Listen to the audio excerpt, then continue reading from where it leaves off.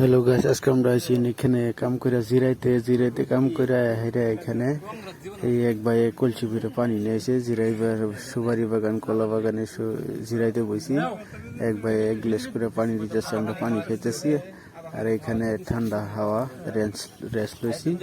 এখানে এই বাগানের মধ্যে সুপারি বাগান করছে আর কলার বাগান করছে। এখানে বসে পানি খাওয়ার সময় দেখি একটা পানি খাওয়ার পরে দেখি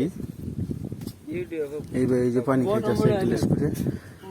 পানি খাওয়ার পরে আমরা দেখতেছি কলা বাগানের মাঝে একটা কলা গাছে অত যত্ন করার পরে একটা কলা গাছে অত বড় একটা কলা গাছ, এই কলা গাছটা আপনার দেখেন, এই যে দেখতে পাইতেছি।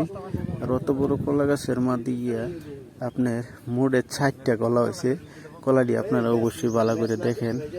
এত বড় একটা অত কষ্ট করার পরে বাগানটার মধ্যে কলা গাছ, এই 4টা কলা যে হইলো, কত কষ্ট করার পরে 4টা কলা হয়েছে। এটা আশ্চর্যজনক কথা, একটা অত বড় কলা গাছের 4টা কলা হয়, সেটাই অসম্ভব।